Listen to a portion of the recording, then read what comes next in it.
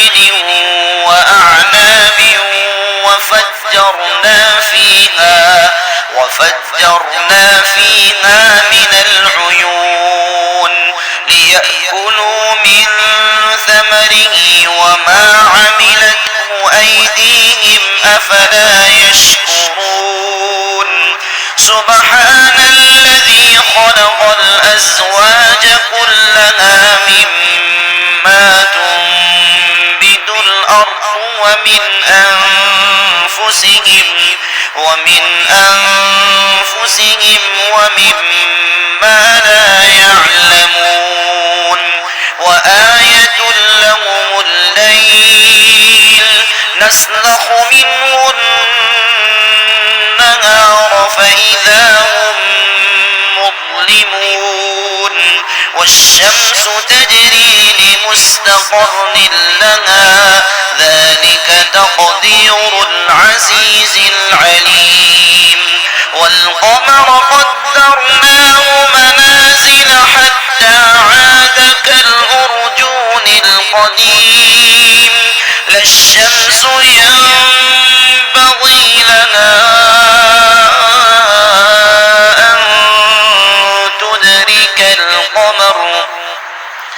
أن تدرك القمر ولا الليل سابق النهار وكل في فلك يسبحون وآية لهم أنا حملنا ذريتهم في الفلك المشحون وخلقنا لهم من مثله ما يركبون وإن نشأ نغرقهم فلا صريخ لهم ولا هم ينقذون إلا رحمة منا ومتاعا إلى حين وإذا قيل لهم اتقوا ما بين أيديكم وما خلفكم لعلكم ترحمون وما تأتيهم من آية من آيات ربهم إلا كانوا عنها معرضين وإذا قيل لهم أنفقوا مما رزقكم الله قال الذين كفروا للذين آمنوا أنطعم من لو يشاء الله أطعمه إن أنتم إلا في ضلال مبين ويقولون متى هذا الوعد إن كنتم صادقين ما ينظرون إلا صيحة واحدة تأخذهم وهم يخصمون فلا يستطيعون توصية ولا إلى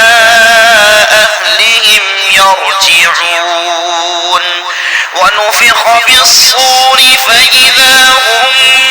من الأجداث إلى ربهم ينسلون قالوا يا ويلنا من بعثنا من مرقدنا هذا ما وعد الرحمن وصدق المرسلون إن كانت إلا صيحة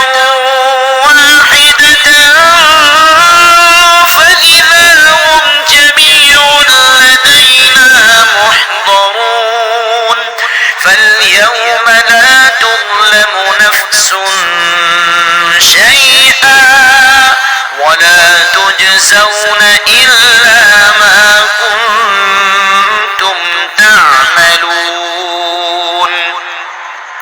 إن أصحاب الجنة اليوم في شغل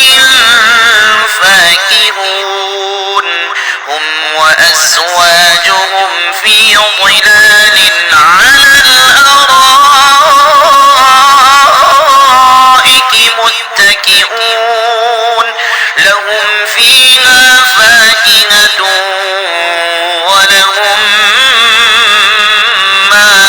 يدعون سلام قولا من رب رحيم وامتازوا اليوم أيها المجرمون ألم أعهد إليكم يا بني آدم ألا تعبدوا الشيطان إنه لكم عدو مبين وأن اعبدوني هذا صراط مستقيم ولقد أضل منكم جبلا كثيرا أفلم تكونوا تعقلون هذه جهنم التي كنتم توعدون اصلوها اليوم بما كنتم تكفرون اليوم نختم على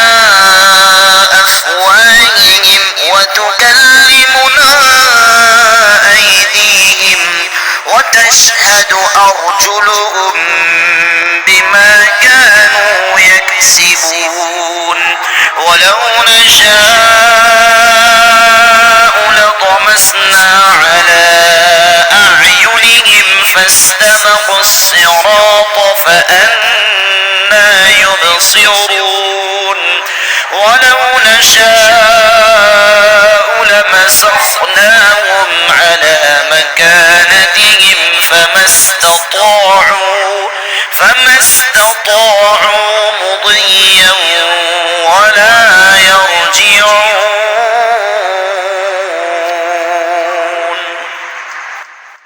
ومن